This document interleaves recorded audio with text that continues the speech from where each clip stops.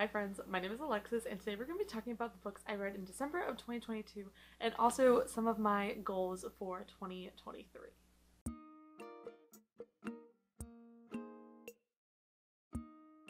So I'm currently not in my usual filming location. I'm actually at my boyfriend's apartment. So I tried to kind of jazz the space up a little bit. I have this really cute fluffy blanket I got and also this bear, his name is Buttons, just to kind of add some cozy ambiance because today we're just going to have like a cozy chit chat, hangout video and talk about everything I read in December. December was a really interesting reading month for me because when I started December, I was actually still in college doing my finals week, which was really stressful. This semester in particular, I had a lot of intense finals, so I didn't get a lot of reading done at the beginning of the month. And then right after I got home, it was the holidays, so I was really busy around Christmas season. So it's just kind of been like one thing after another, and I feel like I've just been really busy for all of December. So I didn't read a huge number of books, but I am really happy with the books I read for the month because I genuinely enjoyed all of them. I didn't have a book lower than a 3-star read, and most of them were 4 or 5 stars. It's currently just a rainy day. It's the beginning of January, and I thought we'd start the year off with just be cozy, hang out, sit down. This is actually my second time filming this video because the first time my brand new camera ate the audio, so let's just jump straight into it. So I'm going to be using this iPad. It's my boyfriend's, but I love using his iPad for the notability function. So we're going to be using that today so I can talk about all the books I read. I took really good meticulous notes and I'm really excited to talk about all these books. So the first book I read in the month of December was You Deserve Each Other by Sarah Hogel. This is actually the first book I read by this author, but it definitely will not be my last because oh my gosh, You Deserve Each Other was so good. So You Deserve Each Other is about our main two characters, Naomi and Nicholas. They are currently engaged to be married when the story begins, but essentially neither of the main characters are really happy in their relationship, and they end up having this enemies to lovers second chance romance arc. And at the beginning of the story, they start having this huge prank war where they're essentially trying to get the other person to back out of their engagement, and that goes on for like the first half of the book, but eventually it turns into that good second chance romance, and it's just so cute. This book, I just stay thinking about this book. It has amazing wintry vibes, especially if you want to read this in January because part of it takes place at like a snowy wintry cabin. There is big forced proximity energy since they're living together while also having this romance arc, and it was just really cute. I am so glad that I picked this book up in December, and I definitely don't think it'll be the last book I read by this author. She has a couple other books out and they're definitely on my radar for 2023. You Deserve Each Other is like the perfect book if you're a big fan of second chance romances, enemies to lovers, prank wars, snowy cabin vibes, just all of it. There is an awful mother-in-law character. It's very entertaining. The banter is amazing, and the chemistry between the main two characters is just like off the freaking charts. So if any of that sounds good to you, I would highly recommend you add You Deserve Each Other to your TBR. The second book I read in the month of December is Not Here to Stay Friends.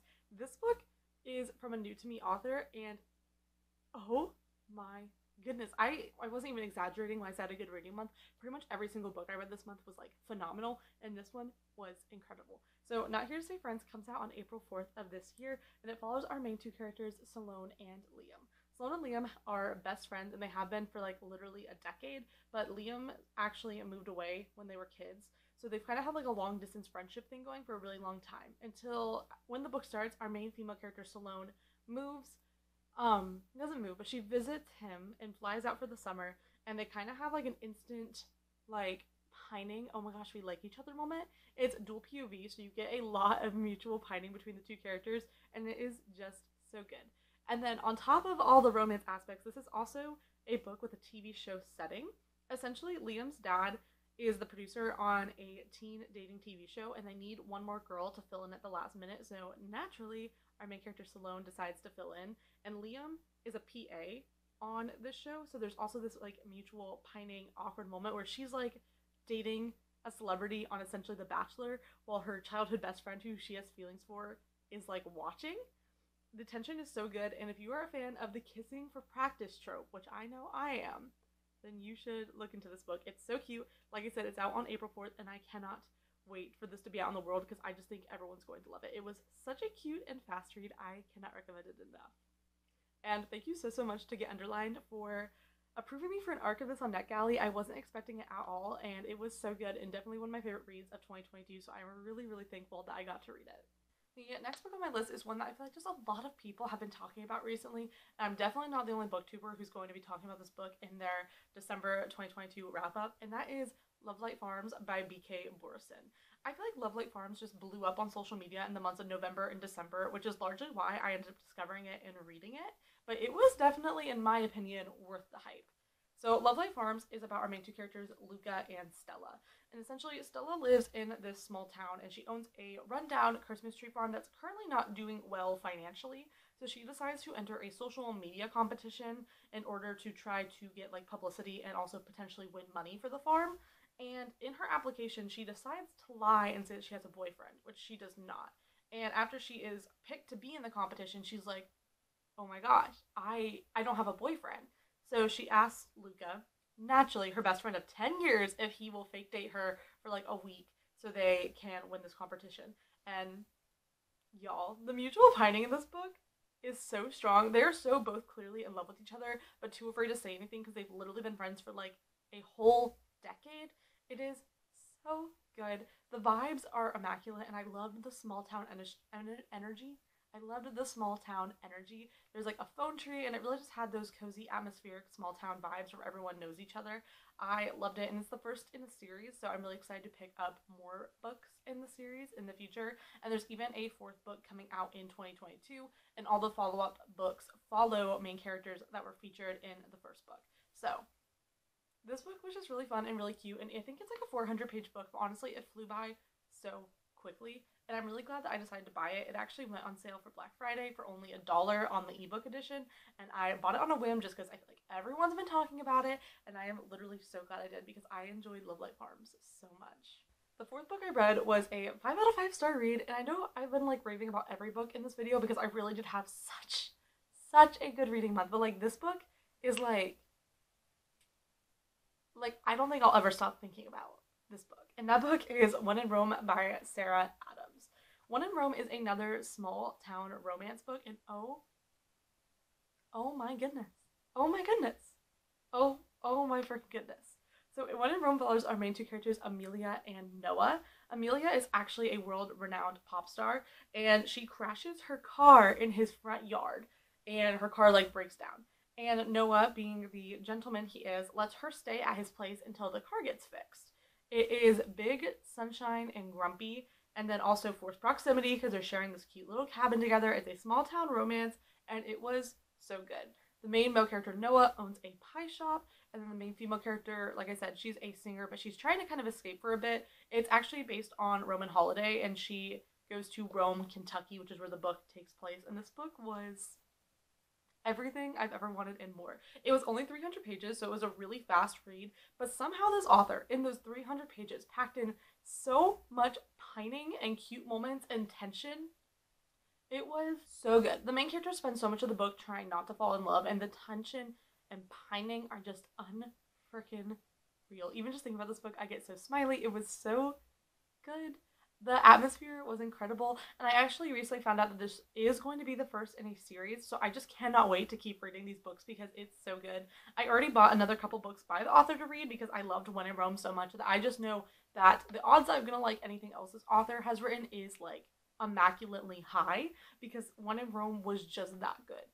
I don't even know what I need to say to get you to read it, but if any of those things sound good to you, please put it on your list. It's so good. I've already tried to convince like a dozen people to read it, and it's just so good. I definitely will be reading more books by the author in 2023, so if you follow my channel, you'll definitely be seeing that author some more. I am beyond excited. Like I can't even fathom how much I'm going to love her other books if I loved When in Rome this much, because When in Rome was so good. It is one of my favorite books of 2022, and honestly, if I don't reread that book in the next month, I will be surprised because it is like top tier immaculate romance, and I just think you should read it. That's it. I think you should read it. They always have it at Target for like $12, so this is your sign to read When in Rome by Sarah Adams. The final book on my list is actually one that I do want a physical copy of, and that is In the Weeds by B.K. Borison. This is the sequel novel to Love Light Farms, and this one follows our main characters, Evelyn and Beckett. I do actually own the physical copies of quite a few other books on this list. They're just not currently with me. But because this is literally the last book I read in 2020, I finished it on New Year's Eve. I do have my copy with me because I literally just read it. But like I said, our main characters are named Evelyn and Beckett, and this is a second chance romance. And the synopsis for this one is kind of convoluted, but like I mentioned in Love Light Farms, Stella enters a social media competition, and the person she enters the competition for is a woman named Evelyn. And Evelyn is our main female protagonist in this book. So, what we find out in Love Light Farms is that Evelyn and Beckett is one of the side characters, they actually hooked up briefly, and then they kind of have like an awkward re-meeting at Love Light Farms in the first book. So this book actually follows them actually like falling in love. But essentially, it is a second chance romance because, you know, they had this first fling and now they're getting back together. There's forced proximity because she is staying at his place. There is the she gets sick and he helps trope because I don't know about y'all, but that is one of my all-time favorite tropes. I love when one of the characters gets sick and then the other one has to take care of them. I think it is just so endearing.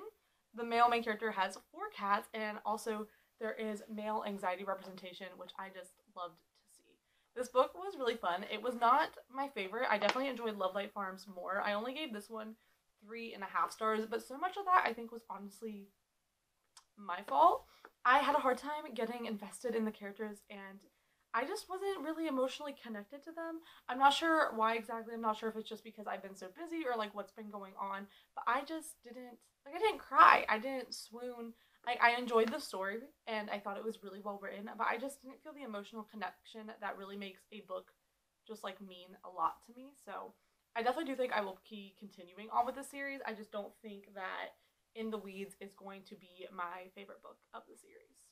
So those were the 5 books that I read in December of 2022. I am overall really happy with my reading month. Like I said, the lowest rated book I read was In the Weeds, but I still really enjoyed it. Just like even the 3 stars, like 3 stars is not a bad rating. So like overall, I had a really good reading month and I'm really happy with everything that I read.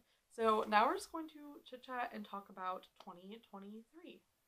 Honestly, it doesn't even feel real yet to me that 2023 is like here and happening.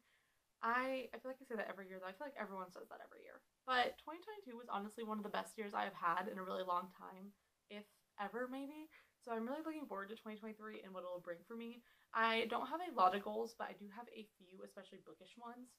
So in 2022, I read 66 books, which is honestly very on par with what I usually read. But in 2023, I want to try to read more books than that. And even if that just means I read 67 books this year, I will be happy. Every year I like to try to strive to read more than the last year and to find more stories I love than the last year. It's always like my thing with reading. I love finding books that I love. I don't like reading books that I hate. So I want to continue to try to find new authors and stories that I love this year. In terms of social media and stuff, I recently started my booktube channel earlier in 2022, and I really want to continue to stay consistent with posting on my TikTok, my YouTube, and my Instagram. And the biggest thing with social media for me is that I want to do it in a way that fills me up and doesn't drain me. To be completely transparent, in all the time that I've done bookish social media, there's been times where I've pushed myself way too hard, feeling like I can't take a break, because if I take a break, my numbers will suffer, or just whatever reason, and then I end up burning myself out and despising my stuff. Like, I despise my content, and that's not good.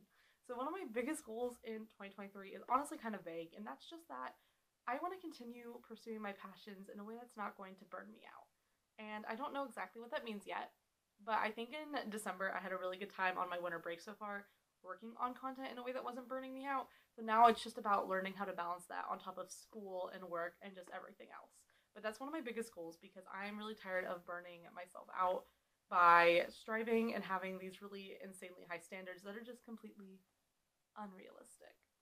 Some of my other goals for 2023 include going through my next 2 semesters of college, my spring and fall semester, and ideally finding some internships since I am getting close to the end of my college career. I think 2022 was so special to me because I had so many specific memorable moments visiting Arizona, visiting New Hampshire. I had so many fun experiences with my boyfriend, with my family. I started to love school, and I just really want to make sure that 2023 is a really nice and memorable year. Anyways, if you've made it to the end of my video, thank you so much for watching. I hope you enjoyed. If you want to talk about the book I mentioned or anything I mentioned today, feel free to comment below or message me on Instagram. My handle's right here as always, and I happily respond to all DMs and comments as much as I possibly can. Thank you so much for watching, and I will see you next week. Bye!